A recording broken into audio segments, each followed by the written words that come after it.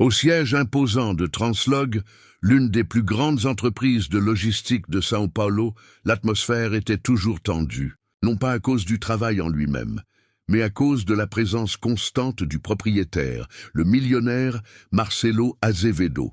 Connu pour sa froideur et son arrogance, il croyait que l'argent lui donnait le droit de traiter tout le monde comme des rouages jetables de sa machine. Parmi les nombreux employés vivant sous pression se trouvait Camila Duarte, une jeune mère célibataire dévouée qui voyait dans ce travail l'occasion d'assurer un avenir meilleur à son fils. Camila était ponctuelle, travailleuse et respectée de ses collègues, mais pour Marcelo, rien de tout cela ne semblait avoir d'importance.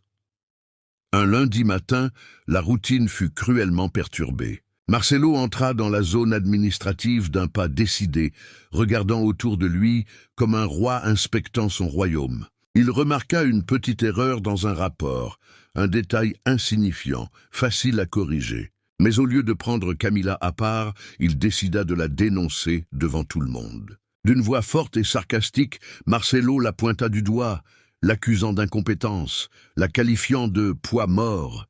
Dans l'entreprise, le silence s'abattit sur la salle. Les collègues baissèrent la tête et Camila, le visage rouge et les mains tremblantes, ressentait chaque mot comme une plaie ouverte. Marcelo, satisfait de la performance, alla plus loin. Il annonça sur le champ, devant tout le monde, le licenciement de Camila. « Si tu n'es pas apte à une tâche simple, tu n'es pas apte à être en ma compagnie, » dit-il, suscitant des murmures de gêne au sein de l'équipe. Le cœur de Camila se serra. Ce n'était pas seulement la douleur de l'humiliation, mais la peur du lendemain, de son fils qui l'attendait à la maison, de l'incertitude qui l'entourait. Malgré cela, elle prit une grande inspiration, essayant de retenir ses larmes. À cet instant, tout le monde s'attendait à ce qu'elle parte en silence, tête baissée, comme tant d'autres l'avaient fait après avoir été humiliée par Marcelo. Mais quelque chose de différent se lisait dans son regard. Derrière cette douleur, une flamme de courage naquit, une lueur qui indiquait qu'elle ne partirait pas sans laisser sa trace. Le millionnaire, confiant en son pouvoir, ignorait qu'il allait vivre le plus grand tournant de sa vie et que l'employé qu'il méprisait allait changer son histoire à jamais. Le silence qui suivit le licenciement de Camila parut interminable. Tous les regards étaient rivés sur elle, attendant qu'elle rassemble ses affaires et quitte la pièce en larmes. Mais à la surprise générale, Camila releva la tête, s'essuya discrètement les yeux et d'une voix ferme demanda la parole. Marcelo rit d'un air moqueur, croisa les bras et dit « Parlez maintenant avant que je vous fasse escorter jusqu'à la porte par la sécurité. » Ce qu'il n'imaginait pas, c'est qu'à cet instant, Camila tenait entre ses mains quelque chose capable de renverser la situation de toute l'entreprise.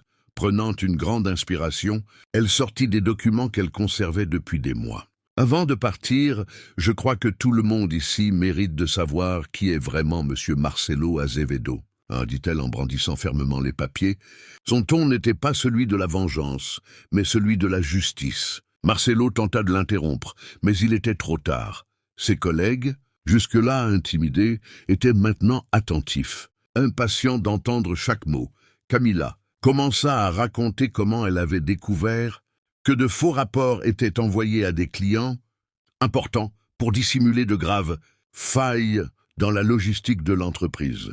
Elle montra des preuves de contrats manipulés, de prix gonflés et même de retard de livraison, dissimulés pour préserver l'image de perfection que Marcelo défendait si ardemment.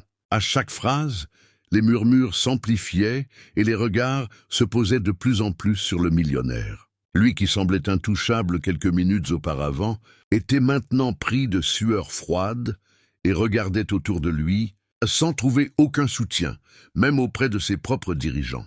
Monsieur Marcelo, poursuivit Camila en le regardant droit dans les yeux. Vous pouvez me traiter d'incompétente, vous pouvez même me licencier, mais vous ne pouvez pas effacer la vérité.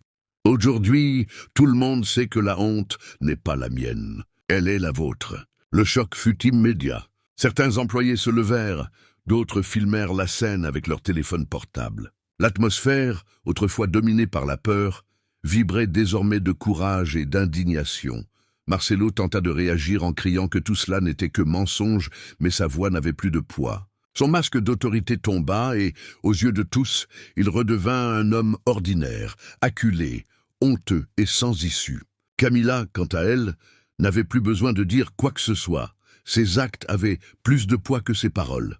À cet instant, tout le monde comprit que sa véritable force ne résidait pas dans la fortune de Marcelo, mais dans la dignité de la femme qu'il avait tenté d'humilier. Et ce revers de fortune ne fut que le début de la chute du fier millionnaire. L'atmosphère au sein de Translog était à la tension la plus vive. Le millionnaire Marcelo Azevedo, habitué à être craint et respecté sans réserve, affrontait désormais le jugement silencieux de tous ses employés. Certains clients, témoins de la scène, chuchotaient déjà avec indignation, et les dirigeants de l'entreprise, qu'il avait toujours soutenu, évitaient tout contact visuel. Le pouvoir que Marcelo croyait éternel commençait à lui échapper comme du sable, lui glissant entre les doigts.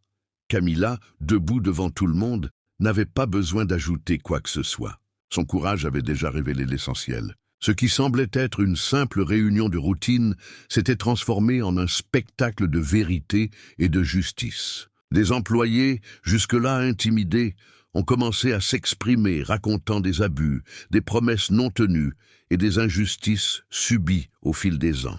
L'homme qui se présentait comme un géant se retrouvait désormais éclipsé par la force de sa propre équipe. Sentant le sol se dérober sous ses pieds, Marcelo tenta de reprendre ses esprits. Il affirma que Camilla inventait des histoires, que rien de ce qu'elle disait n'avait de valeur. Mais lorsqu'un des directeurs confirma avoir déjà alerté le propriétaire des irrégularités internes, le silence qui suivit fut assourdissant. Marcelo comprit qu'il était seul. Son arrogance était devenue sa prison.